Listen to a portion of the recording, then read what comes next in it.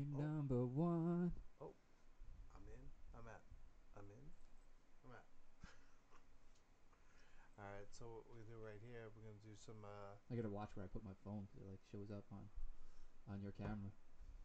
I like you put the freaking snow beast back behind you. I didn't Yeah, even he's notice right there. that. He's right there. Nice. See, that's my mascot. I should go get like a Luke Skywalker's That's figure. that's my mascot right there. He's gonna be there forever. Nice. We'll make this happen. Yeah. How do I? Where's my camera? There we go. Now Hey. we can switch between the two of us. What's going on? Looking real professional here. We got multi-camera shoot going, switching between using studio mode on OBS. So All right. So what I'm gonna work on right now is just getting this out to Facebook, Instagram. So yeah, just give let me a people second. know. Let me make this happen. You gotta do the social media thing. Yeah. You gotta let people know you're live. You know how you guys like social media, right? Live from our pod Streamlab. That's right. Not to be confused with Streamlabs. I do not claim any affiliation with Streamlabs. But yeah, we could get some Streamlabs going. We got to set you up with a Streamlabs account, so you can actually get like alerts and like when people subscribe to your channel, it'll show up on the stream, all that type of shit. And we link it to the encoder, and yeah, we could set up like a whole folder on there for all your alerts and stuff. So when we or what I can do is I can like save a profile in OBS for going live on Kevin Karpowicz's YouTube channel. Yep. The, Right quick, I gotta give a shout out to. Really lean into that mic, man. Get in there so you right. can hear yourself in your I'm headset. gonna get right in there. Yeah. Shout out to Double Vices. Yeah. Shout out to On the Loose. Shout out to Josh, 100. Shout out to RPod77. Shout out to RPod77. I'm not even shout myself out because I don't need the shout out. Because we're on your channel, man. Look at that. I'm looking behind me. You can see it's looking good. We got good bit rate. We got a nice 1080p stream going. Yeah, I mean, it's the first stream on your channel with like actual studio mics and. Yeah, I mean, I started growing this beard. I'm not sure about it. Yeah, I kind of look homeless. So I was joking the other day when I was on the Loose's channel. I shaved, dropped 15 years off my age. Because all those gray little hairs that were sticking out are gone. Yeah. It's so funny. I finished shaving. I finished trimming and everything, and I look in the mirror and I was like, "Holy crap! I look like I just graduated high school." 41 years old, looking like I was 19 again or something like that. Especially if I had the hat on. Take the hat off, all the gray hairs hanging out. I know. And you added some skateboards and some Yoda figures and. Right.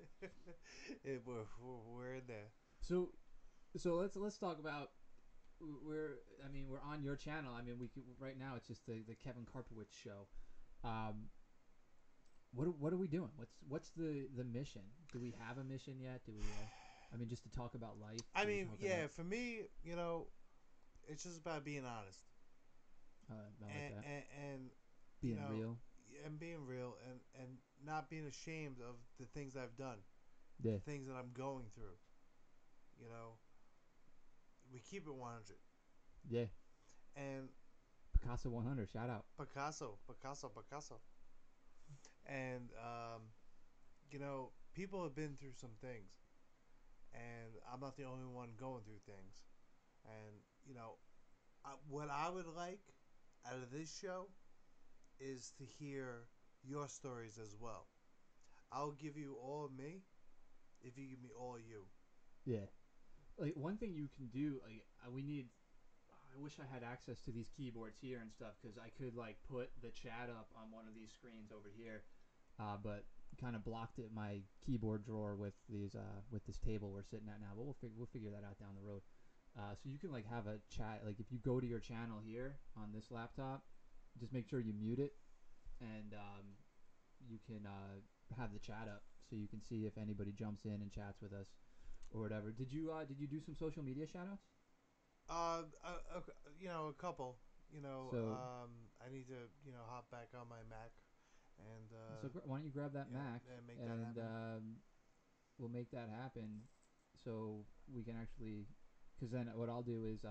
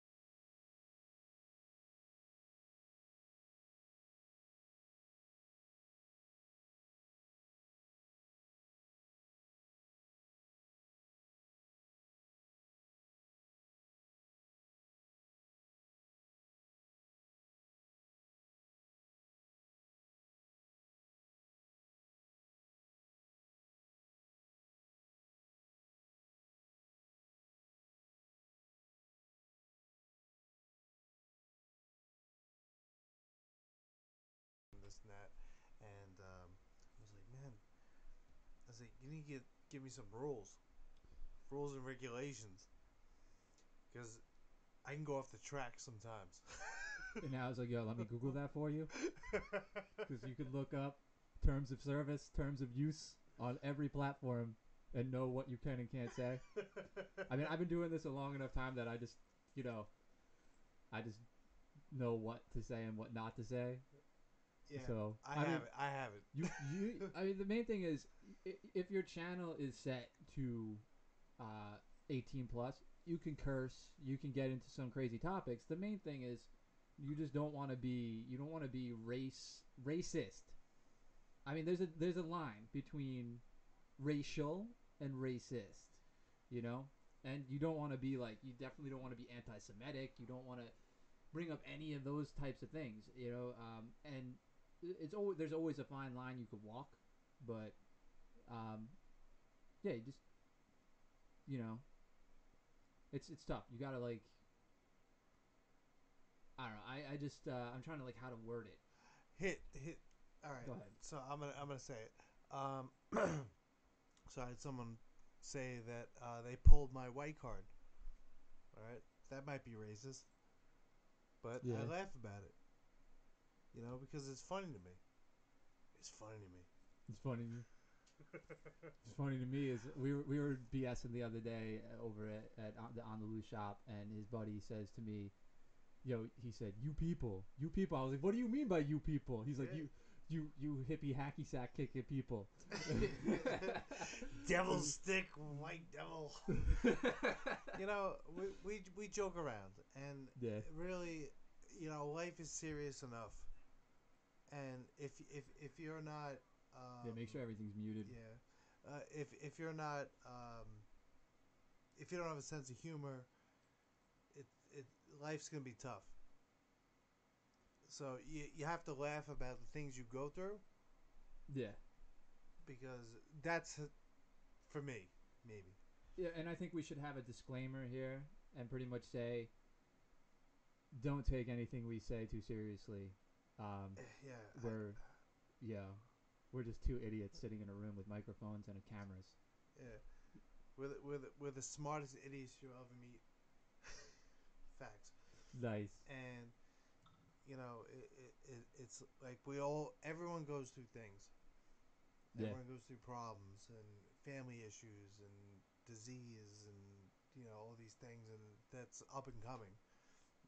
That I'd like to share with the world, and um, I have no problems doing that because as long as it helps one person, Make sure you don't bang on the table. yeah, it doesn't matter um, what I say. It, if it helps you, that's all that matters. And if I can make you laugh, that's even better. If we can inform you, if you have a question, whatever. We want this to be interactive. Yeah, that's it. The main thing is being able to come into the chat, interact with us, send us if you're friends with us on Facebook, send us Facebook messages, Instagram messages. Let us know what you want to hear us talk about. Stories that you remember if you knew us from back in the day, and yeah, we just interact with us. We're here to have fun and talk about everything. So And we're gonna be talking about wild stories, and the stories will have the names omitted, but some people may or may not understand them. yeah, all names have been changed in all the stories. Yeah, wink, wink. You gotta protect the innocent. Protect the innocent, or even the not so innocent. This is correct, and because you know what, me and Rory talked a lot over the past 2 years, and I mean, we should tell we've known each other since we were like 11 years old, since the sixth grade. Yeah. Miss Stevens class. Shout out to Miss Stevens. Miss Stevens. Yeah. Playing Uno, cheating at Uno. I didn't cheat at Uno. I might have brought a couple draw fours in, but dropping the draw fours on his lap while they're shuffling. I mean, I'm not gonna lie, I did the same thing, so it's all good. The funny thing is, like, we talking about it years later, like a couple weeks ago, we were both doing the same shit, cheating at the game against each other, and like thought we were getting away with it, but it turns out we both knew we were both cheating and just weren't saying anything. That's how you know you got a boy, and it's wild, like the things that we did, and this is pre social network, pre cell phone, pre everything. Like when you made plans, you had to show up. No, I mean, do you remember like getting on your bike and riding around and knocking on your friends' doors, like, "Yo, what's up? Let's go, like get a football game going. Let's play some bike tag or something like that." Yeah, of course. There was no smartphones. There was no social media. That was social media. Was getting on your bike and pedaling your ass off to the park and finding your friends. I kind of feel like at the moment, this is and I'm dating myself, maybe just because I turned 40 and I'm kind of feeling kind of old, but you know people, the kid. I don't even want to say it. I sound like my dad, but kids nowadays, they have it way too easy. We had to work for everything, like hard, ride on bikes everywhere, um, showing up and meeting up with your friends. Like you had to meet up with your friends at the spot. Getting ditched by your friends. Getting ditched by your friends. People getting busted left and right, and then you're just stuck out in the dunes by yourself.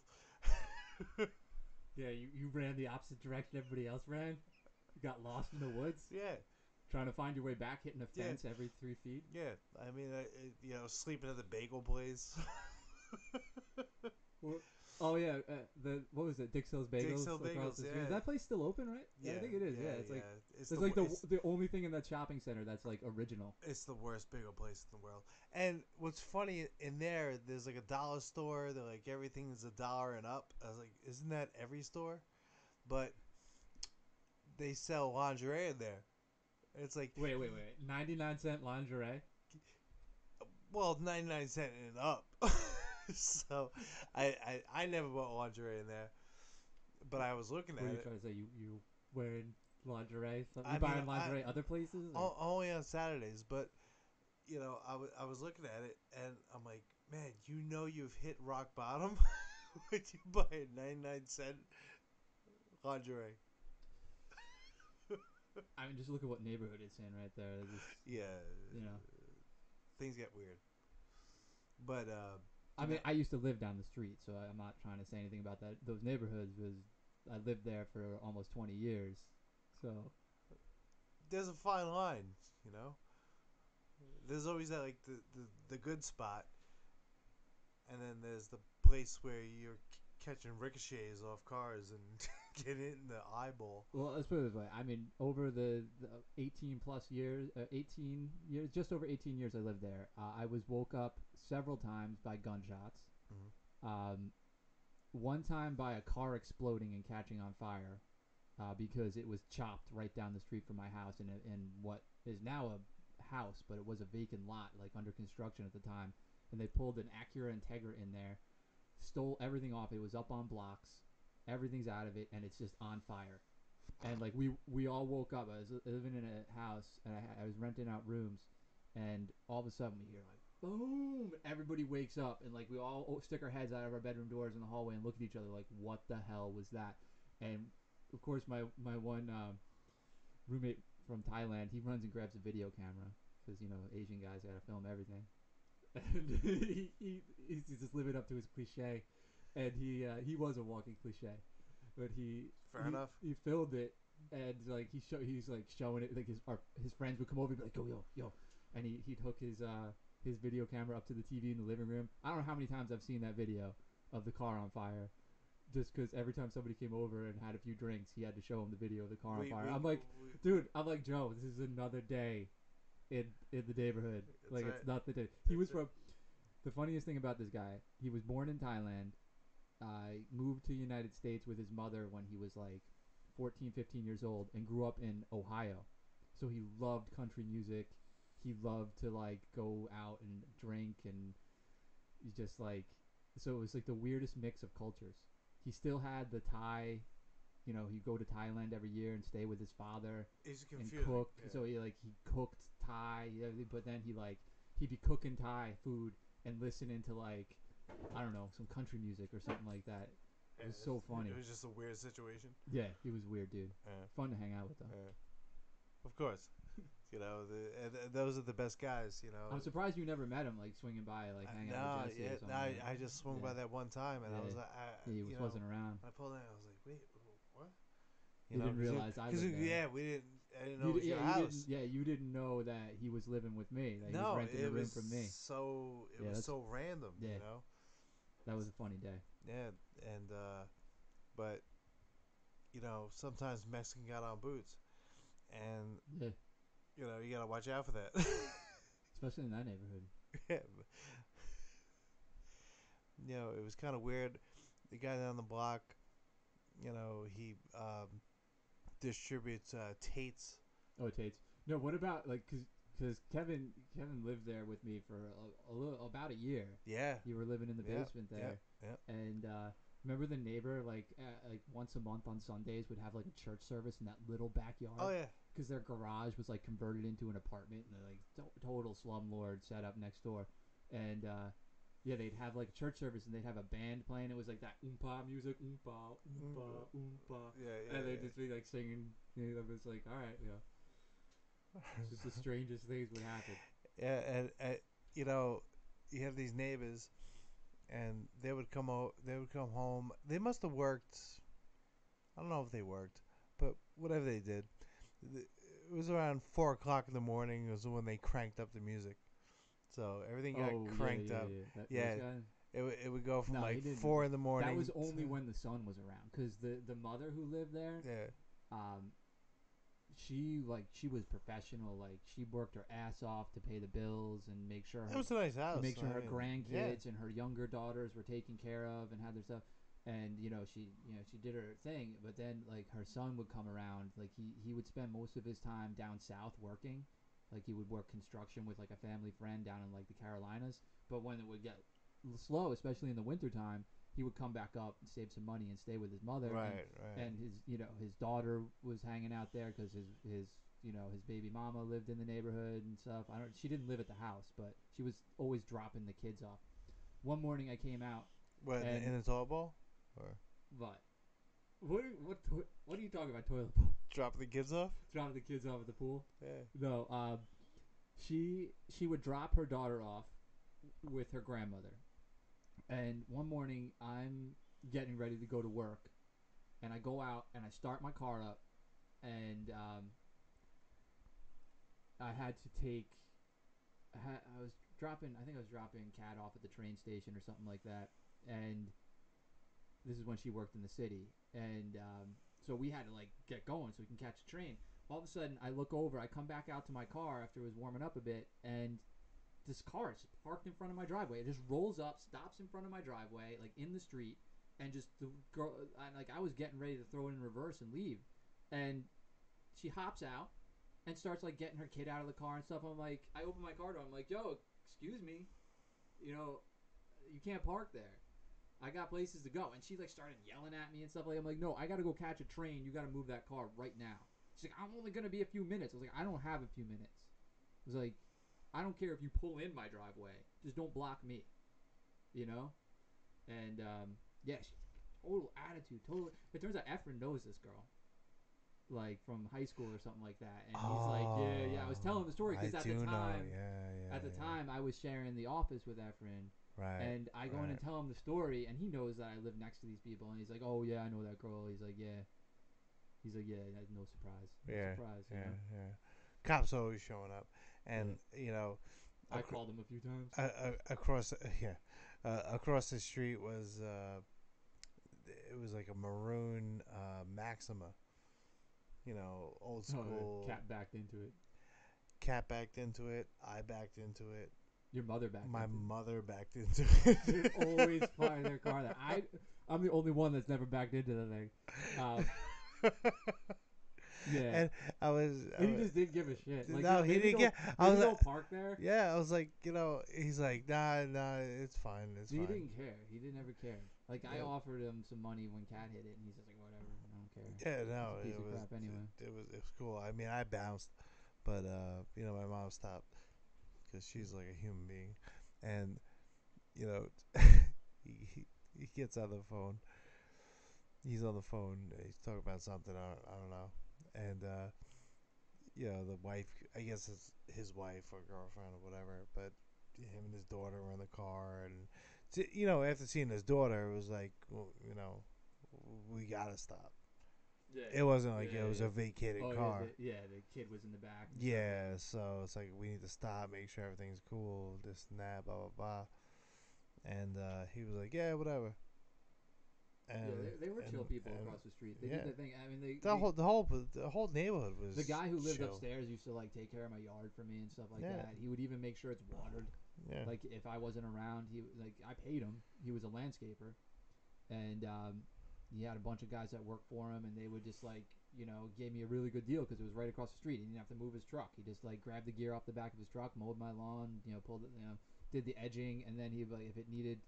He'd just turn on the sprinklers. I had the sprinklers set up. All he had to do was turn on the water, let it run, and then he'd come over and turn it off. And I wouldn't, I'd be at my shop running my store or something like that, and I didn't have to think about it. It was great. Yeah. So there were definitely nice people in that neighborhood, but like I said, I had to call the cops on the. I had to call the cops on when I was living in the downstairs suite like that you were staying in, and I was renting out the upstairs to a bunch of guys. I had to call the police on my own tenants. Really? Yeah. Over. They were just fighting. The one dude was fighting somebody in front of the house at like 3 in the morning, and I just didn't feel like going out and dealing with his drunk ass, so I just called the cops, and they're like, "Do you need to talk to us?" I was like, "No." Literally, like 5 minutes later, I just hear dead silence. Like they were out there yelling, boom, boom, boom, and then it was just like this quick boom, boom, and then I hear everybody like scatter and like go into their houses. Yep. He was always beefing. This one dude who rented a room for me upstairs, he was beefing with everybody.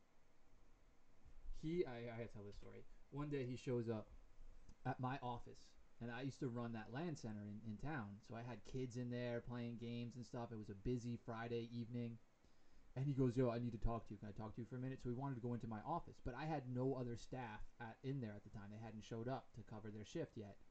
So like I couldn't close my office door or anything like that. I need, there's like 20 kids running around the place, so I need to watch the candy rack and make sure nobody steals anything or doesn't mess with my point of sale system. So he walks into my office ahead of me, and then as I come in, he starts to close my office door like it's his office. And I didn't do anything but just stick my foot in front of the door and just go, no, it's got to stay open. And I'm like, what's up? And he's like, yo, he starts accusing me of going into his room and taking stuff. Somebody stole some stuff from my room. And I'm like, well, what happened? He's like money and stuff. I'm like, oh, okay.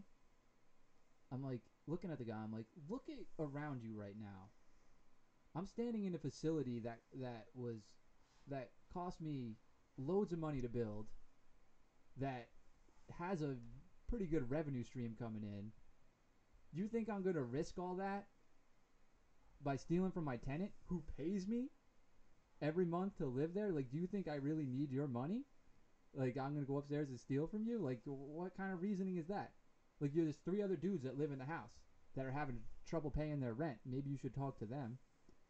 And I didn't say that, but I just looked at him. I go, um, uh, that's concerning. Did you call the police? Have you filed a police report? And he's like, no. And that's when I knew the dude.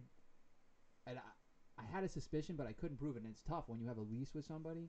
He was like flipping ounces of weed or something like that out of the house, and like I couldn't prove it. Right. I had no evidence. So you can't like call the cops and go, I think this guy's selling weed, unless you have the evidence of he's selling weed. So I just looked at him and just said, well, I mean, you should have renter's insurance and you should file a police report. I was like, and you should make sure like your door's locked. I'm like, did you use the deadbolt on the front door? Is there any sign of forced entry? And he's like, no. He left his fucking bedroom window open, and somebody climbed in his window and took his shit. Huh. And he's looking at me like I did it. Yeah, that sounds a little suspect, but Those are the last tenants I ever had. yeah, I think I stopped renting after that. Yeah, that's a little shaky. Yeah. That story is like, oh, I happened to leave it open, and then someone just. So it goes down to this one day. This is how it all ended when I decided I'm not renting anymore. I come home from where I worked long hours. I worked like 15-hour days, 16-hour days. So I come home, I go to sleep. Kat's living with me. She works long days as well, and commuting to the city and stuff. So we're sleeping. It's a weekday, middle of the week. All of a sudden, like 3:30, 4 in the morning, he comes back to the house, upstairs, in the living room, and he brings a bunch of people back from the bar. And there's like 4 or 5 people hanging out, cracking beers in the living room upstairs. So I go upstairs and I'm like, yo, man, no, this can't happen. You guys got to be quiet. I'm trying to sleep. I got work. It's the middle of the week. You can't be having people over like this and party. I'm like, take it to your bedroom down the hall. Hang out in there. It's on the other end of the house. I won't hear it. Right. And he starts like, he's all drunk, so he starts in with me. But he lets it, whatever. I just go downstairs, let it slide. And he ends up being quiet. I had to go up there twice. He ends up being quiet. And the next day, he like, all the other people live in the house. He starts talking trash to them about like saying I did something wrong or something like that. So they're all coming to me like, what happened? Tell me your side of the story. So I'm telling my side of the story to one of the other tenants. And we're chilling in the laundry room in the basement. And he opens the basement door and he's like, yo, Rory, you talking trash? I'm like, well, I don't know what you consider talking trash, but if you consider telling the truth, telling my perspective of what happened, trash, then I'm talking trash. I have nothing bad to say about you other than you came home last night with a group of people and started drinking at 3:34 in the morning and woke me and my girlfriend up when we had to be up for work the next day. And he's like, blah, blah, blah. He comes downstairs. He comes stomping down the stairs like he's all tough. And he's a pretty big guy. And, puffing his chest up at me and stuff like that. And I'm like, I have so much to lose. You think I'm going to fight? No. It's like not going to happen. I'm not going to fight you and get in a potential lawsuit situation where you could take shit from me. So I start backing up. You know that other door in the laundry room that went into the suite because I had the two entrances to the suite. I start backing up towards that door, which is a big, heavy steel door that goes into the boiler room, and then that passes back in to the kitchen area, the wet bar area, and then I don't own the house anymore. I don't know why I'm like still using legal terms like I can't call it a kitchen. I open that door behind me. I don't even turn my back to him. I open the door and swing it open, and I stand there. I didn't even know it was a bar. I just used it as one. So I stand there, and he's like talking all this shit, and I just look at him and go, "This is what we're gonna do." I said, "I'm asking you to move out. I can't kick you out because we have a lease, but when your lease is up, I'm not renewing it." He like flipped his shit and just came charging at me like he was gonna really like fight me. So I stepped back into the boiler room and slammed the door closed and flipped the deadbolt. He started banging on the door, talking how he's gonna fuck me up and blah blah blah, all this stuff. I'm like, whoa! So I called the police. I would have just taken a crowbar to his head. Yeah, but then then I've done something criminal where now I can lose my asset. I put myself in an actionable situation. I'm not going to do that. Because like I said, I run a business. I have a lot to lose. So excuse me. I just call the police. I go outside and wait for the police. So the cop cars show up. 2 cop cars show up. I go and I go over and get out of my car. I had the car. It was dead of winter. This is like February. Freezing cold. There was like a couple inches, like good, like foot and a half of snow on the ground. That had snowed a couple days earlier. There's ice everywhere. So cop car. I walk out in the street. I'm talking to the cop, and he comes out of the house. Turns out he was so like out of it and drinking and stuff like that. He didn't even know that I was sitting there leaning, talking to a cop car. He was coming out to fight me because he saw me outside. Yeah. It takes him, I don't know if he's blind or whatever, he does wear glasses. It takes him halfway down the driveway before he realizes I'm talking to a police officer. He immediately does a 180 and walks back because the cop's like, "Is that him?" I'm like, "Yeah, that's him." He goes, "What's his name?" I tell him the name, I'll leave the name out of it. The look on the cop's face was like, I know that name. It turns out he got arrested at the house the day before. The cops came, took him. He threatened his ex-girlfriend's life. Oh. He literally said, "I'm going to kill you," in a text message. So they arrested him for that. So he's on charges for death threat already.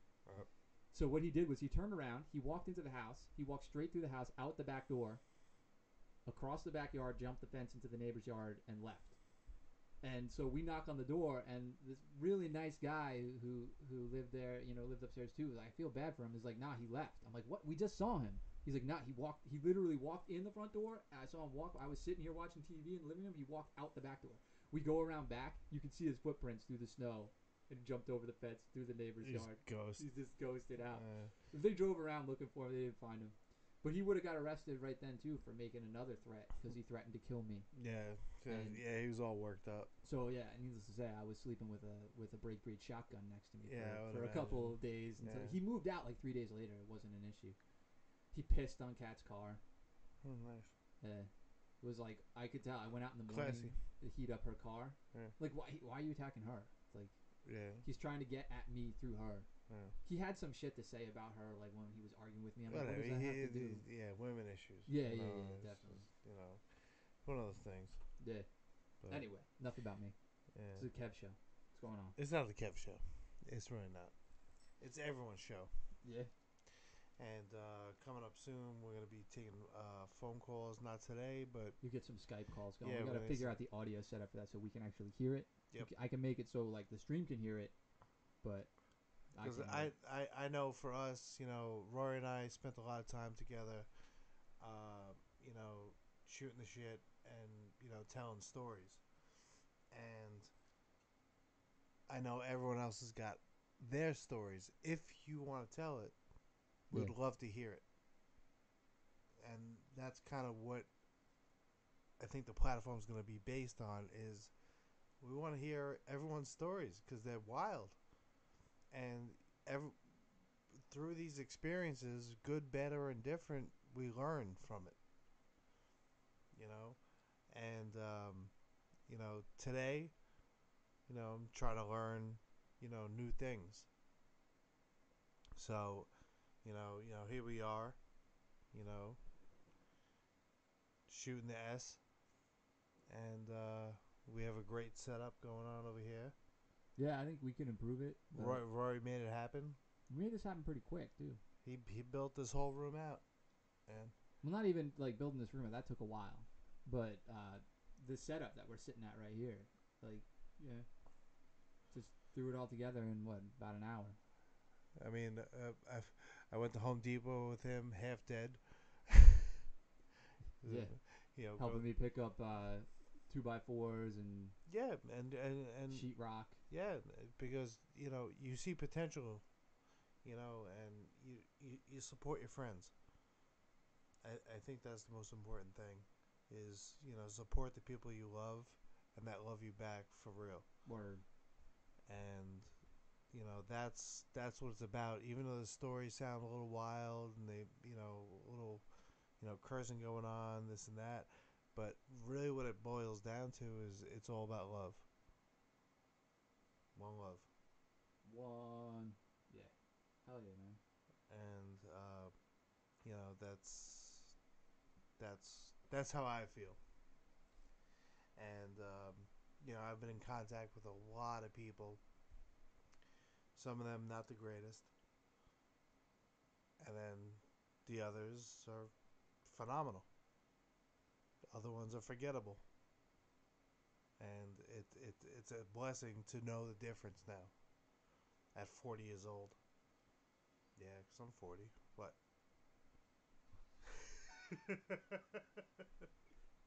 You gonna judge me? Yo, age is just a number, man. It's just a number. Yeah, yeah. So I'm, yeah, I'm I'm still 18. It don't matter. mentally. Yeah. I mean, yeah. If you keep yourself thinking young, you will feel young. That's what I find anyway, and like that's why I won't give up the things I love, like skateboarding and snowboarding and riding my mountain bike, which I haven't done in a while. But yeah, I feel like that's what keeps me going, keeps me moving. Don't stop moving. Yeah. You know what I'm saying? The faster you move, the slower you age. It's just it's It's tough. physics. Yeah, it's tough that as life gets more complicated. Um, you run out of time quick. Making that money. Paying the mortgage, paying for your child. Paying all this different stuff, and that's what it becomes about. And all of a sudden, you're 40. I don't even know what happened in my 30s. No idea. And when I think back on it and try to remember, I still don't remember. And it's like I'm not gonna waste these years now without helping another person the way I've been helped by other people. Yeah. And that's my heart.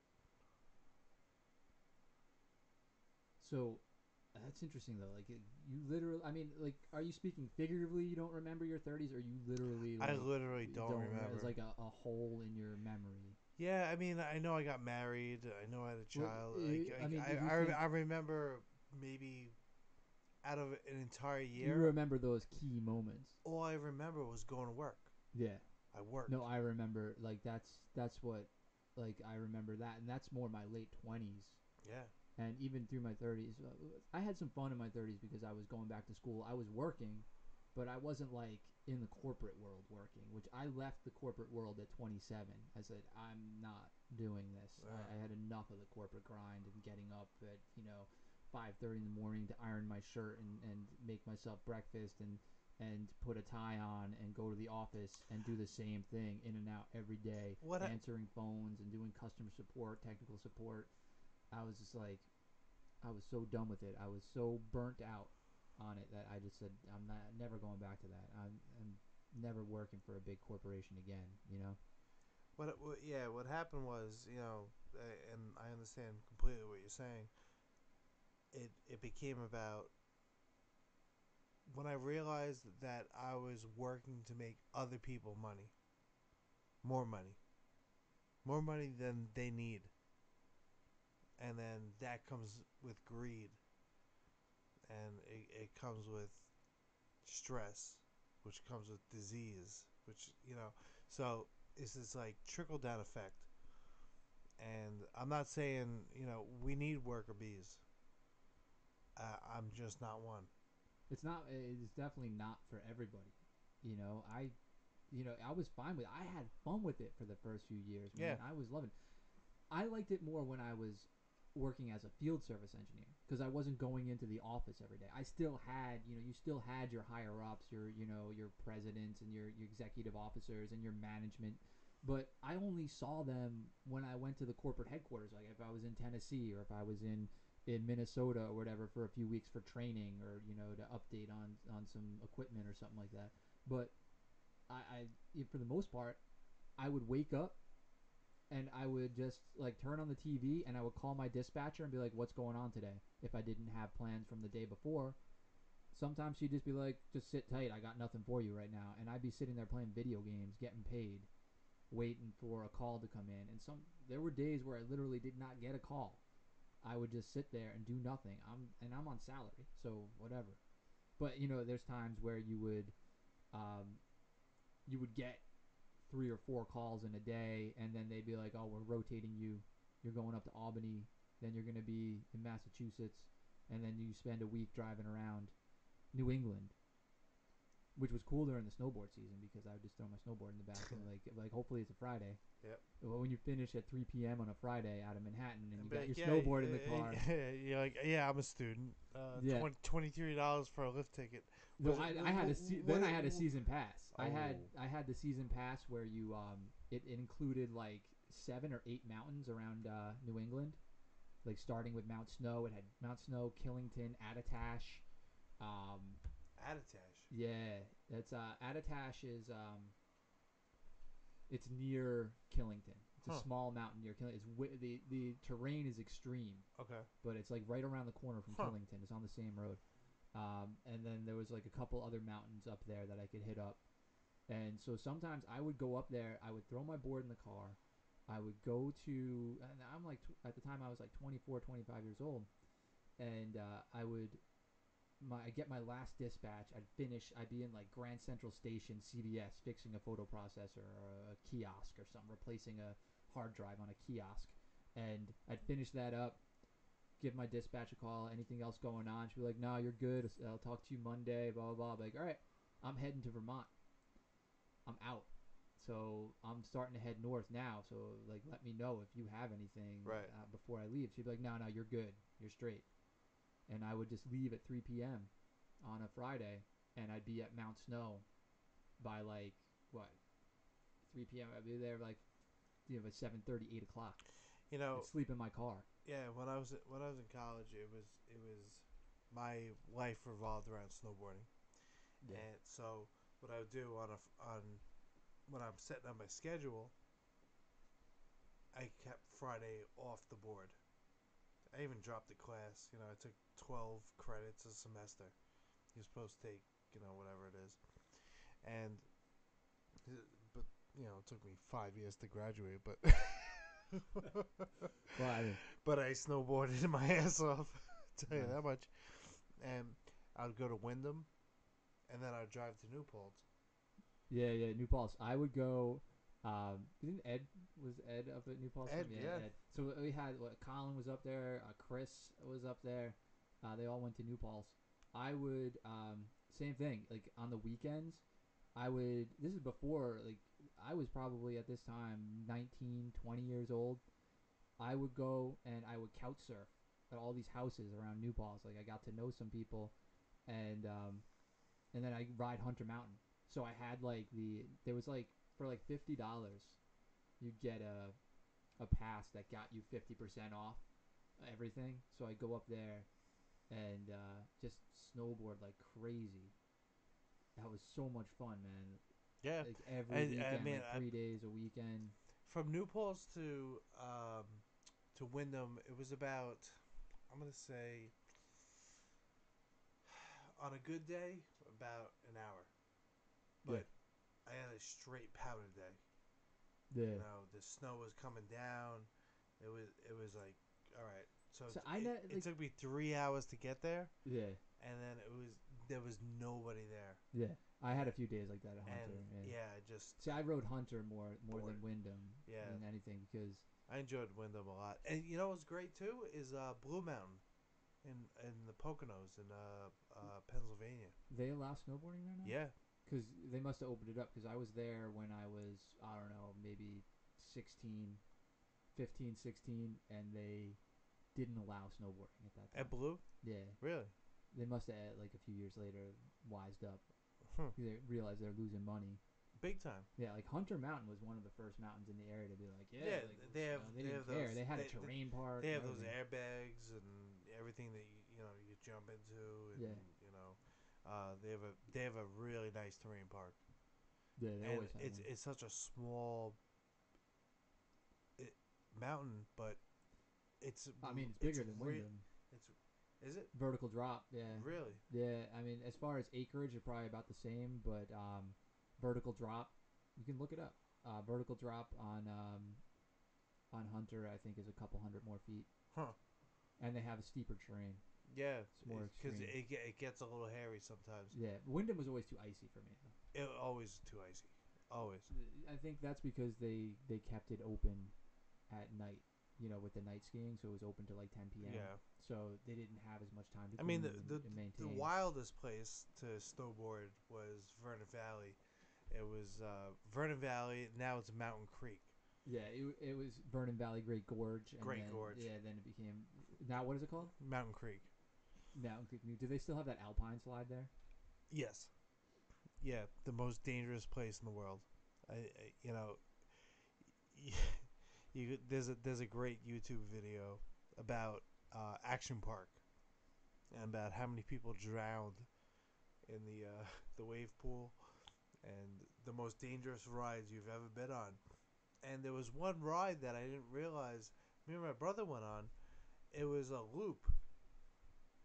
It was a slide, but it went in a loop, and we didn't really think about how dangerous that was. Yeah, if you don't have the right speed. So we just did it, and the way they put water into it was with the garden hose. So they had No. a garden hose there, and it was just pouring water down inside this thing, and there was And the ride is run by some 16-year-old pothead. yeah, and then you just like float out into some like half-ass slip and slide, and you know we get and you get smashed. You go flying through, you get smashed up the top, you come down, and then you do it again. What I found out was it was only open for a year because a couple people that were maybe a little overweight got stuck in there, and yeah, that was the end of that. That 16-year-old pothead wasn't Yeah, checking the weight limits when he was setting people down the yeah. slide. So some people just didn't make it through the loop. It's like, all right, fatty, go for it. Yeah, is this garden hose? we'll just put a little extra water down here. Get the other garden hose over there. Got two hoses. There we go. Yeah, Action Park, man. I've never been to Action Park. I've been to this. I skied there and I never snowboarded there. I skied there when I was as I skied up until about 12, and then I switched to snowboarding. They had these BMX bikers who broke into Splish Splash. And Oh yeah, I saw that YouTube video. They got arrested they for did. that. Yeah, they got caught. Yep. All because of the YouTube video. Yep. And they did like tens of thousands of dollars worth of damage. Yeah, they're right. I saw that YouTube video before they got caught. He's a pro BMX rider who did that. Yeah. Local pro. Yeah. Well, they did that, legally at Action Park. So they were riding through. They got permission to do it and everything like that through, Red Bull or whoever, sponsor them out. But they're doing loops. Yeah, on that like big funnel thing. The funnel thing. Yeah, I saw that video too. Yeah. Are you familiar with Ryan Taylor? I think his name is. No. He's a YouTuber, Certifam. He's a BMX rider. He's so funny, man. He does these in and out challenges, they're called, and he goes on his BMX bike and he goes into like malls and stuff and rides around, and he's doing like tail whips and handlebar spins in the aisles, and like he'll go and like shop, like he'll ride into the stores and stuff, and like he'll go up to the like he'll ride into somebody's store, like a little store in the middle of the mall, and he'll do a tail whip in the middle of the store, and then just turn around and ride out. Hey, back go. Oh, Daniel's son. What are you doing, Daniel's son? And they're trying to and mall security's chasing him down, and he's got other people like helping him that are filming from other angles and stuff like that to get different angles. You see security like going nuts trying to catch him and stuff, and they sometimes he gets away, sometimes he doesn't. Like one he did in England recently, they caught him, and they took his bike, and it was a one-off from his sponsor. Like the Oh, bike hadn't even jeez. gone to production yet. Yeah, And so so it's he priceless. calls Yeah. the sponsor, and the sponsor comes and gets the bike back. Wow. He got the bike back through some like BS talking to the police. They Well, who is the sponsor? Do you remember? I forget the name. You'd have to look it up. Yeah. But yeah, I follow him on YouTube because that's like my entertainment. That's my TV. I'm gonna put someone on blast right now. I'm not gonna mention her name, but I might have married her. But she threw out my GT Performer What? and my brother That's a classic. and my brother's Redline. All my like we used to have like me and Bobo and She stuff. threw them out. We had a red line. Bobo had a red line. I had a GT Predator. They all got stolen from his yard. And the funny thing is, I saw the kid. We went to school. We graduated with his older brother, and I saw him riding. And now this is like a year or two after my bike got stolen. Now I have a driver's license, so I'm like, whatever, who cares? So I'm driving the car down the street, and I see this kid riding the bike, and he's got my rims, and I know they're my rims because I custom built that bike.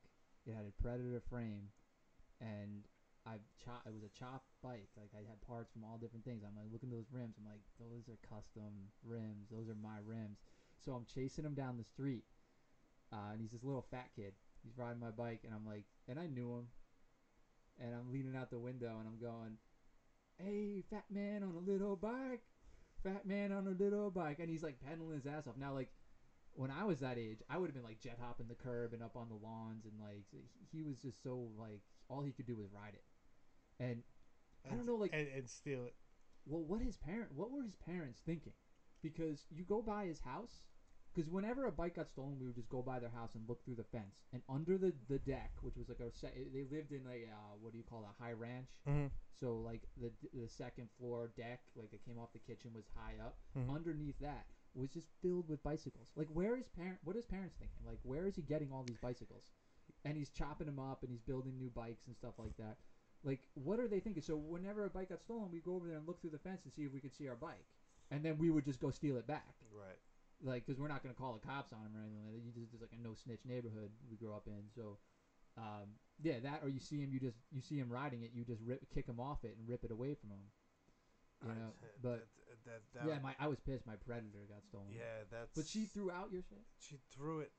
And I could deal with my stuff being thrown out, but my brother's, Oh yeah, nah. that is. I mean, But these are things I have to let go. yeah, But definitely. but my plan in my head was to restore the entire bike. Yeah, You know, have it find all the parts and stuff. shipped out, re-chromed in Jersey, because that's the Nice. only place you could have it re-chromed correctly. And I bought all new labels. I bought Yeah. everything, and I still have a dope bike that I bought when I lived in California, and I shipped it back. It was like I moved out to California with my girlfriend at the time, so we took her car. It was a vacation. Ended up staying there for a year and getting a job and an apartment and everything. And I needed a way to get around, so my car was here in New York. I just took it off the road when I left because I blew my head gasket. And so I was like, I'll just leave it here and I'll take care of it when I get back from this trip. We were going to be gone for like a month or something, but we ended up staying in LA. So I got a job, and I was like, I need a way to get to work. So I bought this bike. It was like a $600 free agent, it's called. Mhm. It's free agent Hellcat. I still have it. It's hanging in the garage here. So I got to fix that thing up. I'm thinking about putting a hub motor on it, or dual hub motors, and making it a e-bike that can do like 70 miles an hour. We'll see what happens. One of my 70 is pretty fast. Yeah, on a bicycle. That thing would just shake and just. Oh, dude. So Did I tell you? Did I tell you I bought an e-board, like an electric skateboard? No. So a couple months ago or a couple weeks back, I bought an electric skateboard. I got good price on it. It's like $400. Um, it has the specs of a boosted. A boosted board, like a top end boosted board, is like 1700. Like they start at like 1200, and their top speed is around 23 miles an hour with a 7 mile range. This one has a 24 mile an hour top speed with a 10 mile range, and it's got like you hit a button and it will you have your different speed levels you can put it through, and like so you can set it on a lower setting. So first time I stood on it, I had it on the lowest setting. I hit the throttle, the thing shot out from underneath me. I landed on my feet luckily, but I was like, okay, I just gained a whole new respect for skateboards. If you put motors on skateboards, it's a whole new game. Yeah. So eventually I started getting better with it and cruising around, and I have it cranked up. I still haven't hit top speed on it though, because when I start getting up towards full throttle, it starts wobbling, and my legs aren't there yet. I don't have that strength around my knees and stuff to like really. Yeah. So I have to like hit the brakes a little bit and keep it down. Like I know where my top speed is at right now, but that and I don't have a good helmet for it. Like this is the first thing I've rode like where I feel like I need a fucking helmet. Yeah. Like I want full face protection helmet. Yeah. Because if a car comes around a corner and I'm Not only that, doing 24 miles an hour, and like anything, like I just hit my face on the side of a curb, just falling, yeah, passing out. and you know, I was like, man, what is going on? My eye blew up, and this and that. I'm like, man, so I'm listening to this. It's like, the stuff that I've been through. I shattered my hand snowboarding.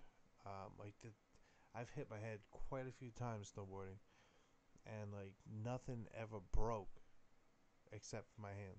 Yeah, I was like, how? dude, I broke my thumb here. Is my right hand. My thumb. I broke this bone right in here so many times skateboarding, especially in my mid to late 20s. Yeah. I was riding the Green Lawn Skate Park. I used to ride that 6 foot half pipe all the time, like every day after work, before work. When I was a field service engineer in the summer, I would sit there at the park waiting for calls.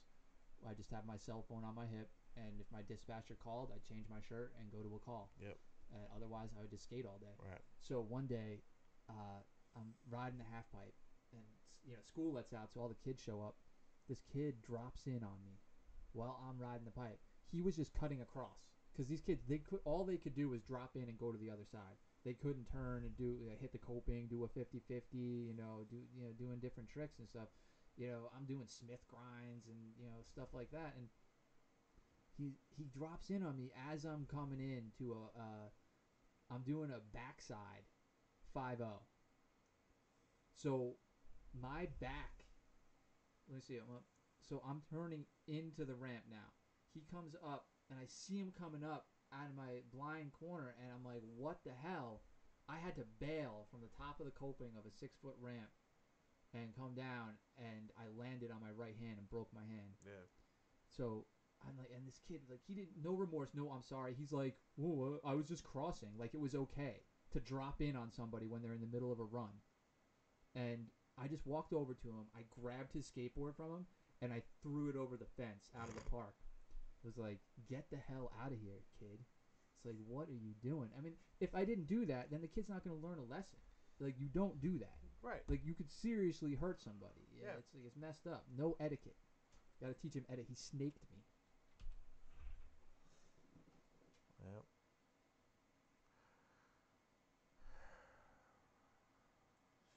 It's okay to have these quiet moments, just so to collect your thoughts. Yeah, no, I got stories on stories. I'm just, you know,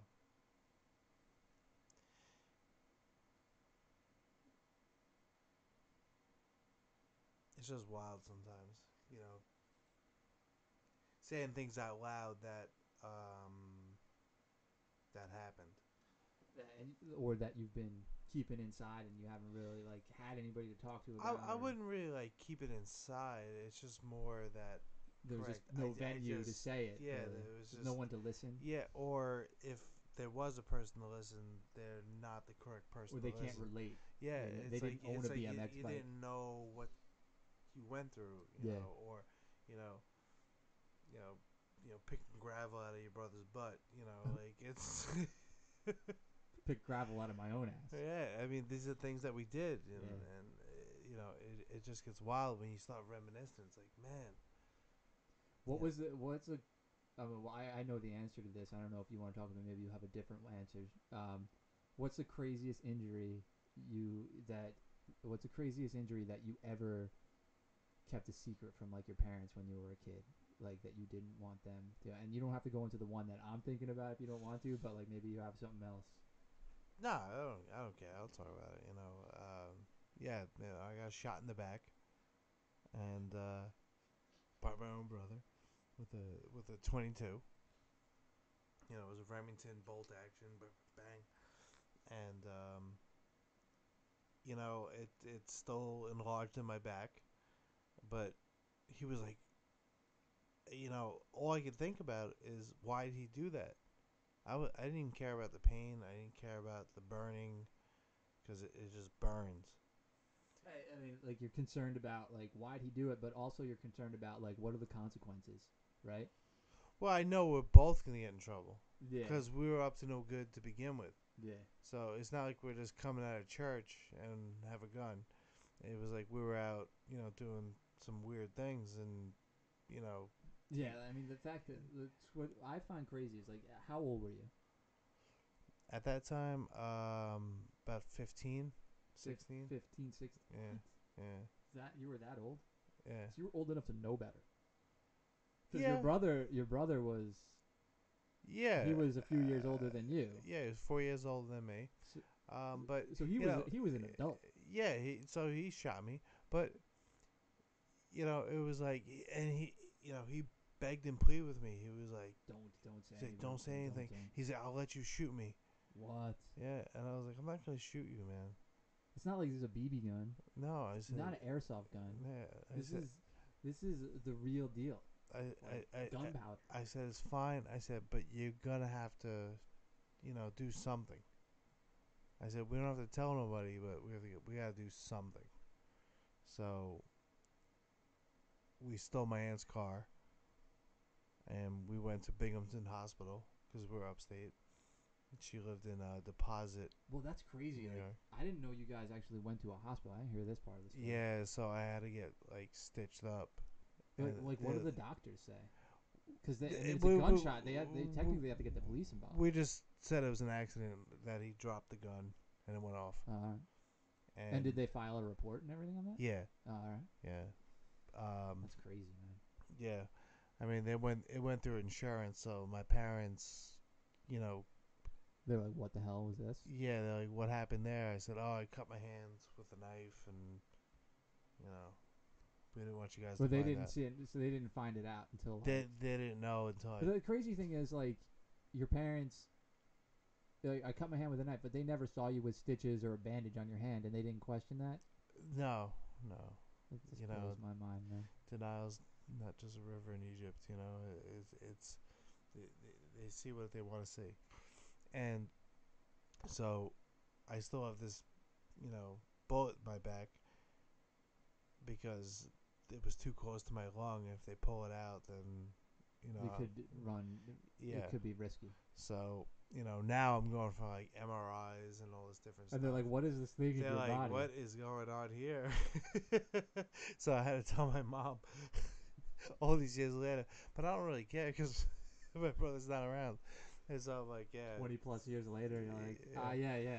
I was like, this is what happened, But I can imagine the look on your mother's face. She wasn't surprised.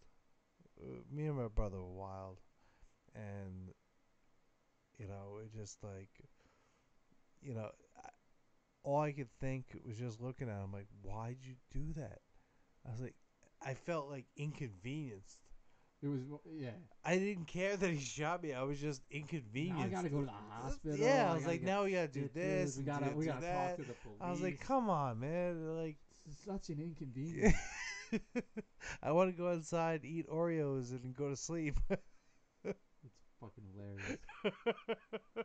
Holy shit. Like I have stories of like things that I hid from my parents as far as injuries, but like mine seem insignificant now compared to that. Like the skateboard injuries, because my parents never wanted me to skateboard, so I like like pick up like having to bandage my own wounds at a young age, picking rocks out of my skin and stuff like that, and then my mother found like a bloody shirt in the laundry because I was too stupid to fucking throw the shirt out. And she's Yeah. like, "What happened? What happened?" I'm like, road rash. Yeah. Fell off my skateboard. You know. Yeah. So No, it's not as cool. it's really not. And during the time, it was really scary because I didn't know what was gonna happen. But Yeah. looking back on it now, as this is gonna sound really nuts, but it was like a bonding moment between me and my brother. Yeah. Well, then you had something on him. It wasn't even that. Yeah. It was just like now we had this secret together. Yeah. So we had this pact. Yeah. I would have. Yeah. I don't know, man. Like, get the fuck away from me, man. I don't know. I had like I don't know. Yeah, you had a different relationship with your I brother than yeah, I I have have with a, I have mine. a different mindset than a lot of people, and it's just I really I didn't appreciate what happened, and now what I'm going through now it's all bringing all that back.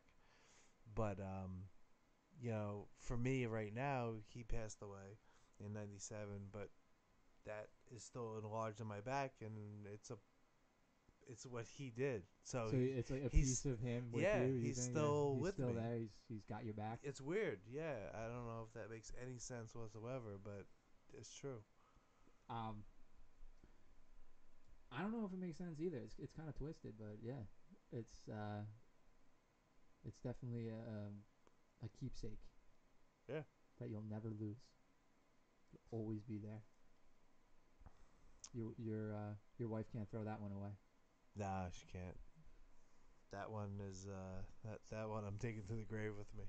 So, and the legend lives on. And but here we are. We talk about doing this, and Well, we did this like a live stream like this a couple of years ago uh, from my house when I first started when I first built my little like live streaming room there, and yeah, it was fun. Like, we've been talking about doing it again and doing it again for a long time, but I moved to Jersey, and we just didn't have I didn't have I was so busy. yeah, Now, all the time in the world. yeah, no, People need to break computers, get me busy again. yeah, it's great. It's cool to have this outlet, and also too, more so, what I like to hear is from other people, and because I can't be the only person with wild stories. There's people who've been through Yeah, wilder stuff than me. we gotta like set up some like talk to some people that we know and set up some Skype call-ins and even get people here. I mean, we have more microphones. We can figure out another camera situation here, and even if we put two people on one camera, we can make that happen. Yeah, I mean we sit around and talk, we talk, and talk is therapy. Yeah, Just speaking your mind, telling people what you've been through, and that's it. And I feel sorry for people who can't do that. And maybe there's something deep down inside of me that hopes that can be broken, because there's nothing to be ashamed of. Nothing. yeah. I think you know society puts a lot of pressure on people to hide certain aspects of their existence, and I think that's stupid. Um, Everybody walks around like ashamed of things that they shouldn't be ashamed of, or society has standards that just don't make sense. They're not healthy for a human being. I mean, we evolved around the campfire talking. and communicating in communities, and it wasn't about just your family. It was about your tribe, your um, you know, I don't know, for lack of a better word, I guess it would stick with just your, you know, your. It was a tribal community. It's your people. Your people, yeah, and um, we've moved away from that into this like consumer based society. But I think we're heading back towards that, you know, level of communication on another level, on a bigger scale, through social media and through being able to do stuff like this, live stream and interact live with the and world, and which I think is amazing. You yeah, know? and that's the thing is that I for me I think you know we all need to evolve, and it's not going to be like it used to be. And some say back in my day we didn't have this, back in my day we didn't have that. It's like right, but now we do. So let's utilize it for good, or to make someone laugh, or to have someone identify. Not this, you know, bashing each other kind of thing. Well, none of that like bashing each other, but you know, just promoting. I don't know, like consumerism and go out and you know, or like comparing yourself to other people in the way like, oh, they have this car, they have, you know, um, they live this lifestyle. I want that, or you know, just everybody just needs to like do their thing. You know, whatever makes you happy. That's what's important. Is finding that and doing it, and um, you know, not worrying about what other people think. Just be yourself. Don't go out there and pretend to be something you're not just to please other people. And I think, you know, in a lot of ways, we were raised that way through our education and school system. We were raised to please other people, and it's never made sense to me. I never really bought into it. Yeah, I mean, I think for a lot of people, that has become their identity, because they don't know. Because to say, "Who am I?" Right? It's a tough question Yeah, because we're constantly evolving. yeah, So if you're one thing, yeah, then you're one thing forever. yeah. And I think the trick is to not put yourself in that box. Correct. You know, is to live outside of that Yep. box. And if you feel like somebody's trying to put you in a box, let them know that, you know, I'm not there. That's not me. Some people want to live in the box. Yeah, and they want to put everybody in that categorize everything and categorize everybody. Oh, they're this type of person, they're that type of person, and they belong over there, and I belong over here.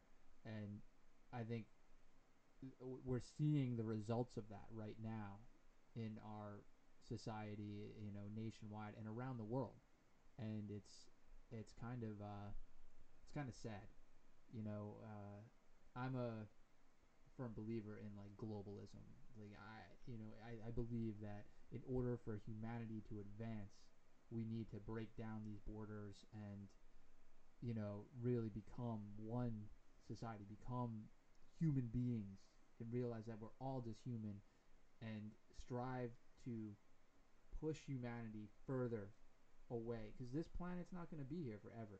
We can't, at the rate we're going, we're going to destroy it even faster than it's, you know, going to just die out naturally from the sun expanding and burning it up, and, you know, another galaxy or coming and smashing into our galaxy and sending everything spinning off. And, you know, maybe we'll slip through the grains of sand and be okay, but we could smash into another, you know, entity out there or whatever you want to call it, and just, you know, fall into a gravity well and be gone forever. So if we don't come together and strive for the future of humanity, then, you know, and push ourselves out into the universe, then, you know, we're sitting here worrying about building walls on borders, and we should be concerned about where is humanity going to be in 500 years, 1,000 years. That's what I think our mind should be. Not worrying about who's gonna pay a bill or Yeah, you got to get rid of money. I, I, That's the root of I, everything right there. yeah. I mean, it's one of the sins, and really, it's like clean up your own backyard first. I don't worry on a global scale. Yeah, It's way beyond my control, and if I can't control something, then I don't want a part of it. no, but I'm saying That's is my own thing. you can think you can. What I try to do is try to keep that thought, but act locally, Yeah. but think globally. Oh no, Think you universally. need to think. I want You like need to everybody thinks you think globally. I'm thinking universally. yeah. And but I'm going to act locally and do what I can right here, right now, to to do what's right, what I think is right. Anyway, It's crazy. Like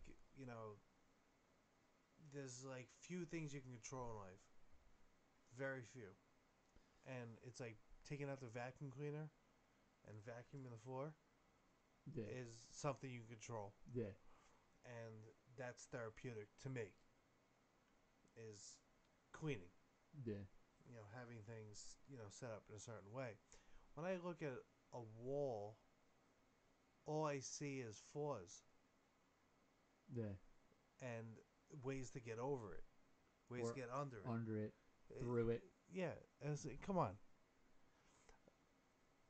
I don't like to get into When has all a fence ever stopped you from getting into your neighbor's yard? exactly, and when has anything stopped me from getting into If I anything? truly want to get somewhere, I don't care what kind of security you have, whatever, I will get there.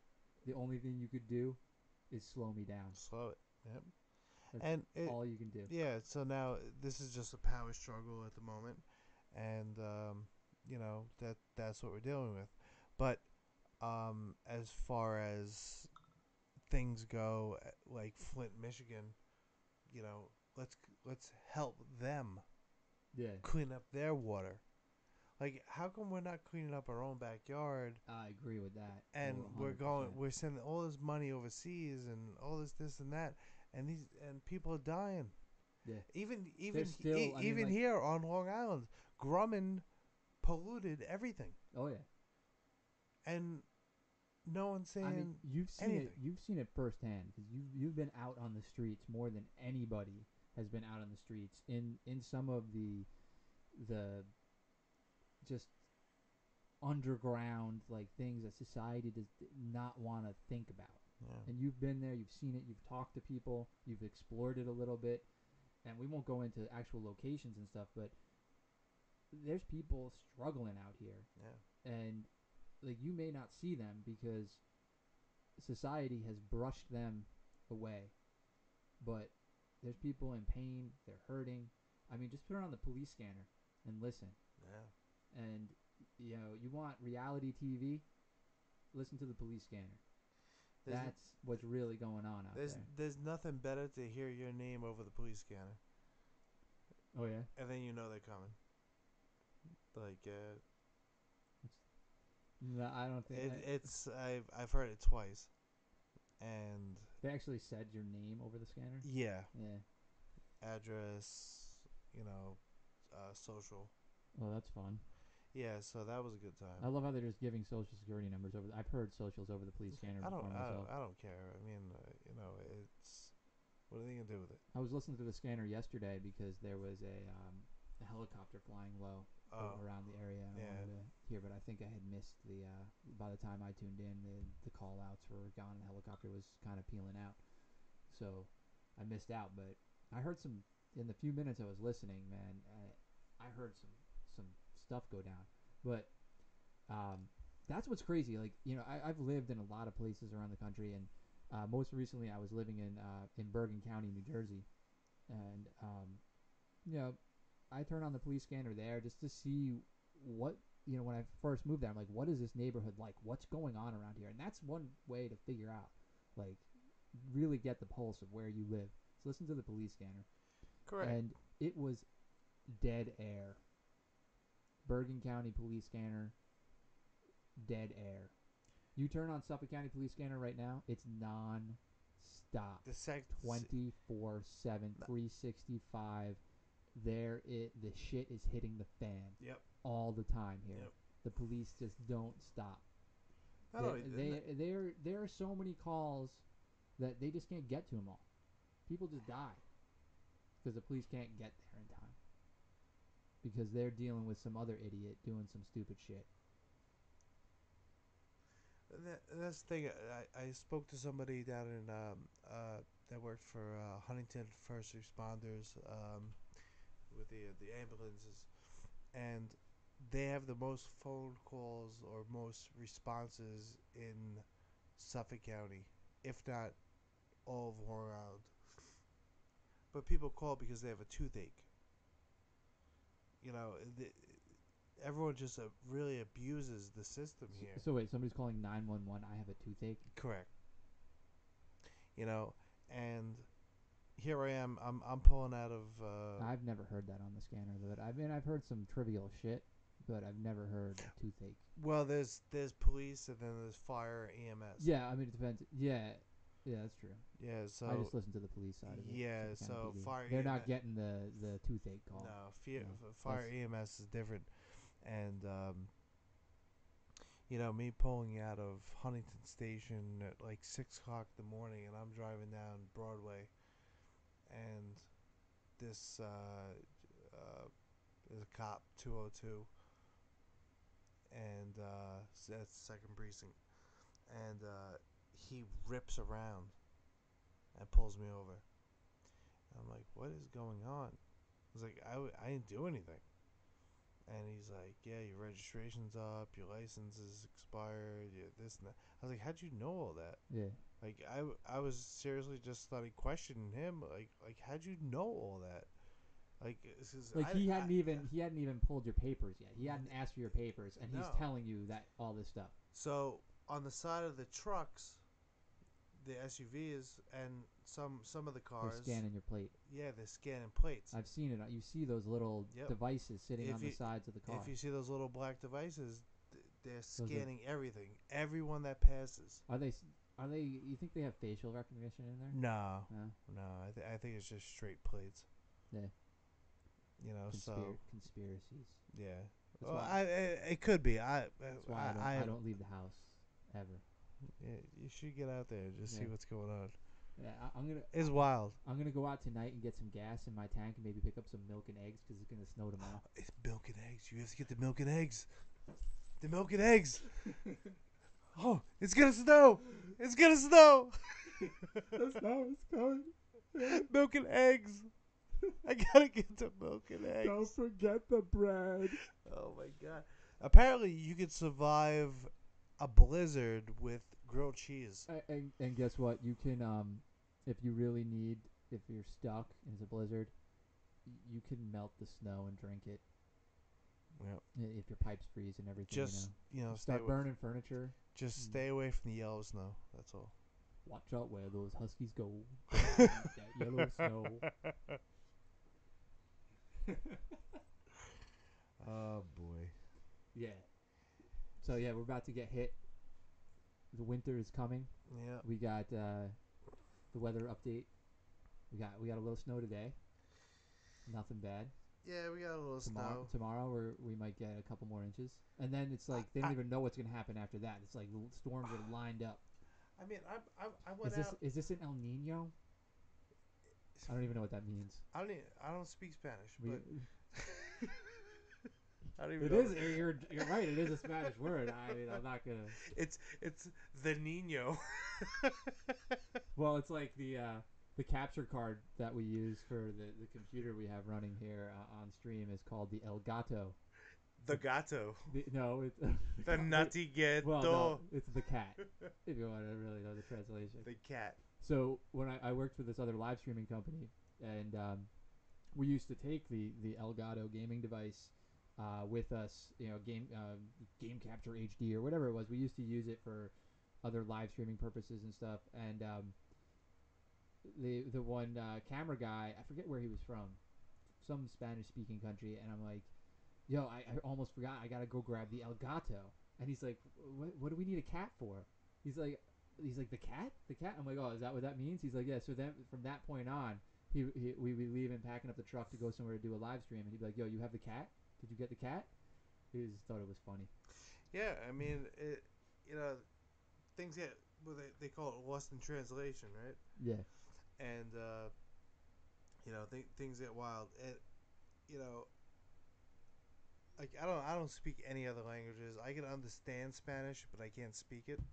You know when somebody's cursing you out in Spanish. That's I about it. yeah, I know the basics of when it's time to, you know, When it's time to throw somebody into the newsstand. yeah, Newsday comes out, and going living around here gets funny sometimes. We're in the Green Lawn Huntington area, and there's some little bodegas. You can go in there and buy some Lucy's if you want. And you meet people in there, and I'm just some white guy. I walk in there, and it took a few years for them to you know, I wouldn't say accept me, but to be okay with me being in there. So I know what you're talking about. I grew up in that neighborhood, hanging out in the neighborhood until I was about 10. We lived in that neighborhood, and then we moved away. But all my friends were there, so my grandparents still live there to this day. So I used to go back there all the time, and we would go to that bodega. I have some funny stories about the bodega when I was a teenager. Um, Myself and my friend go in there, and we were 14, 15 years old. They would legit just sell us cigarettes, packs of Yeah. cigarettes. And so my buddy he wouldn't sell them to me. He'd sell them to my buddy because my buddy like was there all the time and he trusted him that he wasn't like working for the police or something. So we buy a couple packs of cigarettes. We're walking down the street, open our packs and light up the smoke, and my friend's father comes rolling down the street in his car, pulls up and says, "Get in the car." Like, oh, so we step out our cigarettes, get in the car. He's like, "Where'd you get these?" Blah, blah, blah. So he drives us back to the bodega, marches us both inside, and he's like, "You see these two kids?" He's like, "You never sell them cigarettes again." Oh, threatens him. Meanwhile, like, I would go and bribe the local guy who hung out, the wino who hung out in the doorsteps across the street to that like industrial building across the street from it, Yeah. and I would just be like, "Here's $5. Get me a 40 of St. Ides and get yourself whatever you want." And he would buy like two 40s, one for himself Of and one course. for me. I'm Yeah. like 15 years old. You always have I the like one 40. guy. So I remember, uh, I guess I could tell the story now because rest in peace. Chris Raguso was with me, Mm. and we were going to hang out at some people's house like summertime, end of the summer, like right before I was going off to school. I was starting Nassau Community College. He still had another year of high school, and he's like, "Yeah, let's go have a good time." It's the last few weeks of summer. He's like, "Yo, where can we get some beer? Where can we?" I'm like, I know what we can do." So he goes and yeah, Ruby's come to visit. He goes and I'm like, "Yeah, just meet me here." So we ride our bikes over there, but like he has this like nice bike. So I'm like, "Dude, we can't take your bike up there. We got so like 2 blocks away around the corner. We lock our bikes up outside this, whatever vacant area Mm. fenced in like sump or something like that, and we lock our bikes up there and we walk the rest of the way, and we go we go up and I know the guy's still there. I mean, he's probably still sitting there to this day, and they go up to him. I'm like, "Here, tell him what we want, give him the money," and like Guso was like, mind is blown that like first of all that I had the balls to go up to this because he grew up in a completely different neighborhood, like from where you guys grew up. You didn't go to that area if you were from like No, you no, no, didn't go there no. because you would get your you needed what was called you needed The a street ghetto pass. you needed a street pass. Yeah. I had a street pass because I grew up there. I knew everybody, so I they just knew me from around. I've been there since I was a little kid. I've been walking around there, so I was accepted. I had the street pass, so like I get it taken care of, and he couldn't believe that. Like we're walking back to our bikes, putting 40 ounces of OE Mm. in our backpack, and walking away like nothing, like it was the easiest thing they ever did. I think it was, you know, those were the '90s. You know, you could get away with stuff like that. Now that guy would like get in so much trouble for doing that now. Rhubarb. Yeah, Ruby is alive. Everybody, she's alive and well. She's alive. There's a little She's confusion on Facebook. and she's alive. Live and alive. And if you can smell her breath, Smells like yikes. shit. Yikes. Brush your teeth, man. Dang. Yeah, we got the problem is to get her teeth brushed, you have to have her, Knocked out. anesthetized. Yeah, so so it's expensive and it's dangerous for, especially for a small dog like that. So she has certain. But it's your dog. I know. It's okay because it's my dog.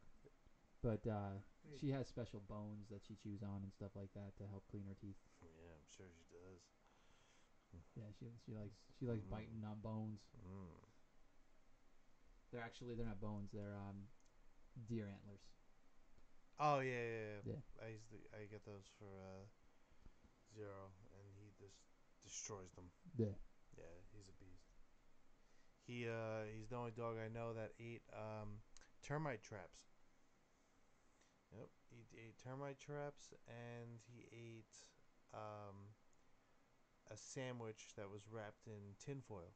So he ate tinfoil. Yeah, Zero's a big dog. He lived through He probably didn't even chew it. that. No, he just swallowed it. Yeah, whole. Yeah. It's the whole thing down. Yeah. And then he just craps out tinfoil for a few weeks. Yeah, he was a puppy. He bit my hand. You know, yeah, it just ripped me apart. You know. Oh, those little puppy teeth, man. Oh man, they're like little razors. Ruby bit me a few times when she was a pup. I have scars. I can't believe that picture that you posted up. I mean, it looked like a little gerbil. Oh yeah, with her in the little hand. Yeah. She was like a few days old in that picture. It's not up anymore. I took it down because of the confusion. Yeah, it was. So I did a Facebook post of my dog, and I had a picture of. I found this picture of her when she was a tiny little puppy, like a couple days old. Somebody holding her in their hands like this, and then a picture of her I had shot like a day before. So I put them side by side and was like, oh, Ruby in, thinking it's gonna say Ruby in 2006 and Ruby in 2019. Everybody thought she died. They're like, oh, rest in peace, Ruby. I'm so sorry for your loss and all stuff. And I couldn't correct it. It got to the point where my family in Europe was sending me like condolence messages and stuff, so I had to take the post down. Yeah. A few of my friends were having fun with it. People flip out when dogs die. I mean, I could have posted like my father passed away, and it wouldn't get as much of a response. No. Your family would be like, yeah, well, it was coming. Post a we said the same thing. A photo of a dead dog, and they're like, "Wow!" Yeah, you post a picture of a person that passed away. They're like, "Yeah, I saw that coming." A dog, they're like, "Oh no!" A cat, they're like, "Oh, it's such a sweet little cat." I saw Benji. Yeah. Oh no, Old Yella. That's what it is. Long way home. Long way home. Yeah. It's like I love pets, but those pet movies that tug at your heartstrings. Yeah, it's that low hanging fruit, Marley and Me. Oh, that's the one I was thinking. I can't watch those things. There's another one that just came out. I'm like not watching. Yeah, it. No. There was a movie about addiction that just came out on Prime. A Beautiful Boy, I think it's called. Yeah. I started watching that, and it's a really well made movie. The acting is great. I got to a point, and I don't want to ruin it for people, so I'm not going to tell you, but I got to a point where the progression of this kid's addiction, I just couldn't. I checked out. I was like, I'm silly. I can't watch this. Yeah. I just watching and seeing him just start out from just it's tough. It's addiction is it's a beast of its own that if you've never been through it, you'll never understand it. And that movie, depicts it, pretty well. And I've never done meth myself, but have you seen it? Oh, you've heard about it? No, I've heard about it. It starts with just him like smoking a joint and hanging out. Well, I mean, and then it progresses into him like starting to use meth and getting worse and worse from there. Yeah, I mean, I think I'll go back and watch it when maybe I'm Yeah, I have enough time. Like, I know. it was too Like, late at night that I couldn't watch something like a comedy yeah, after it. yeah, yeah, yeah. My, my mom wants to watch it. My mom wants my dad to watch it. Because Just to and it's like, have a better understanding yeah, it's of like, that. well, that's cool and all for you. It's like, do you want to watch a movie on Parkinson's, or do you want to watch a movie on cancer? These are all things that we're going through. Yeah. It's like, we live it. I don't need to watch a movie about it. No, yeah, I know. Yeah, that's what you're saying. It's like you know firsthand what that kid is experiencing, Yeah. and you know, for myself and my experiences, for some reason, my brain has that line. Like I was able to draw that line and say, I'm just gonna Get bust. I'm just gonna have a little alcohol Yeah. and Yeah. maybe smoke a little Get pot bust. in my free time. Yeah. I never went. All right. So there, you had the psychedelic time when I was following bands and stuff like that, but like I never like went Again, down that road. they call it a disease model. They call it disease model of addiction. I don't really believe in the disease model, but I understand what they're trying to say. What they're trying to say is that it's progression, that it always gets worse. Yeah. And that's a disease model. It's not Mm-hmm. that it's an actual disease. I don't feel. I could be wrong, but the way I feel about it is that it's it's all in my head. Every single Well, thing. I mean, are you chasing a feeling or are you running from a feeling? That's what you know. Like I was trying to You figure want out. both. Like You want When you're an addict, you want everything. so you want to hide from it and run from it And feel it all. and feel something different, Yeah. right? You That's it. you Yeah. you want everything. Yeah. And so you're never satisfied. When you Yeah. want everything, you're never going to be satisfied. And For you're never going to satisfy the beast. yeah.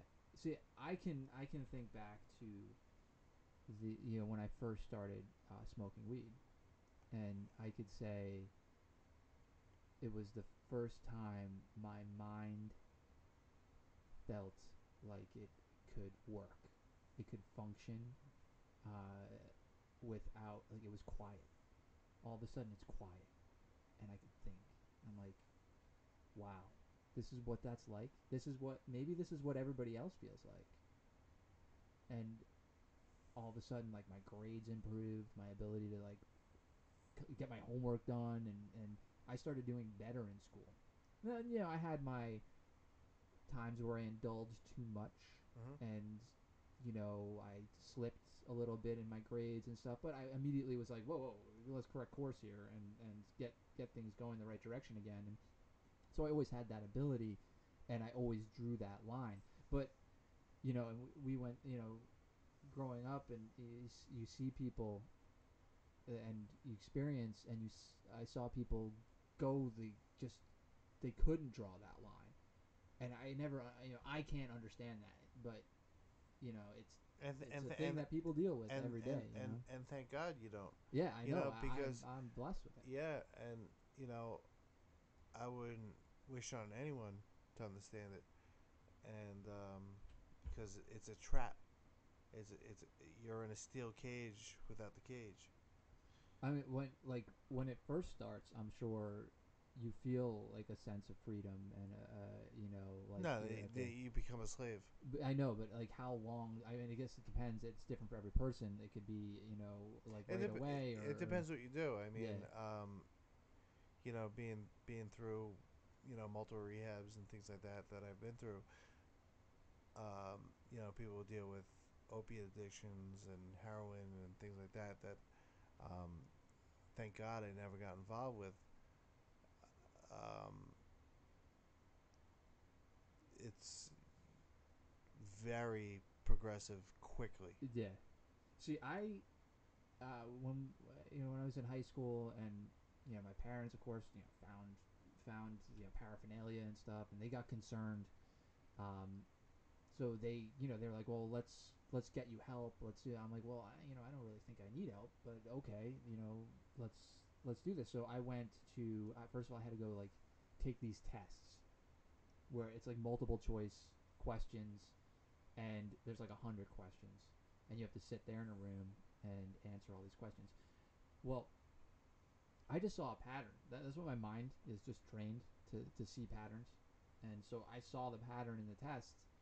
And what I take from this test is they're looking for inconsistencies. Yeah.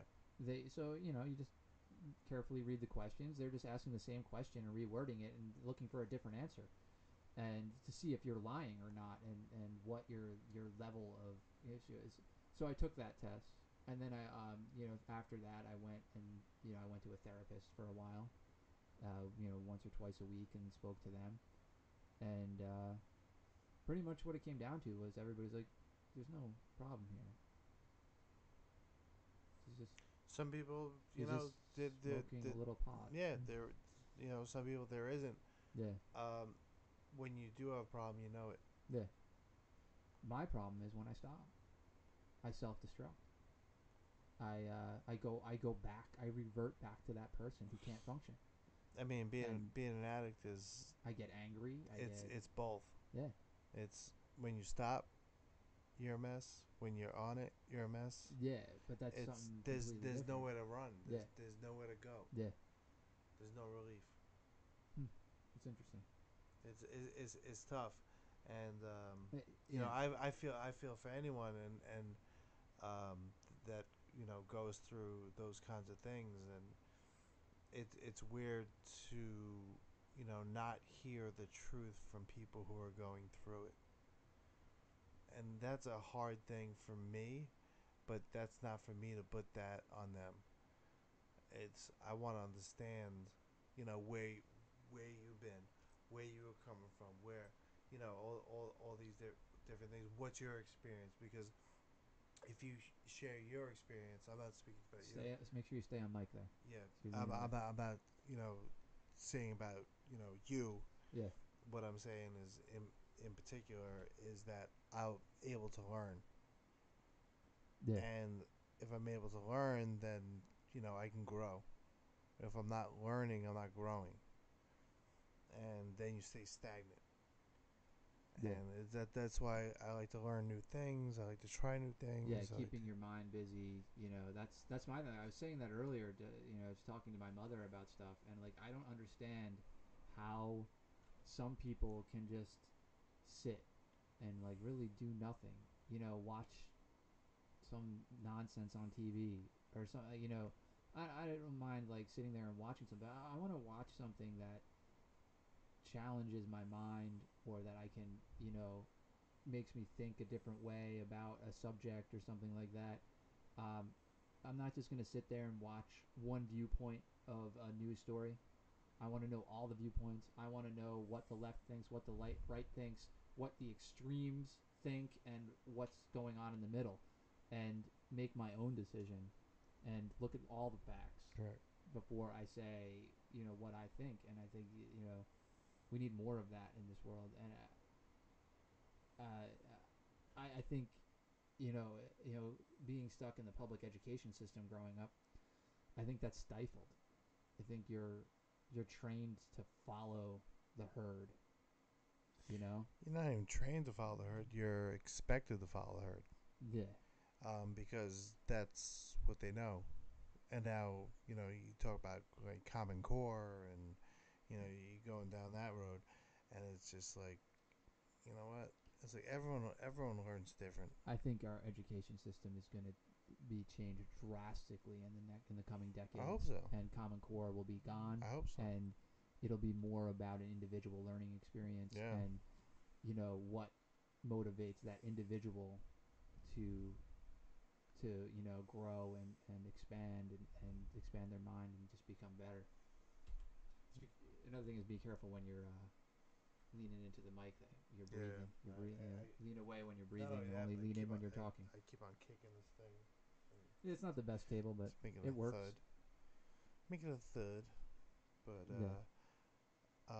I have to use the bathroom. It's. I mean, if we could cut it here and wrap it here, or take a break, it's up to you, man. I just love to go to the bathroom. So All right, well let's wrap it. yeah, I All right. mean, this is a good start, and I think I'd love some feedback.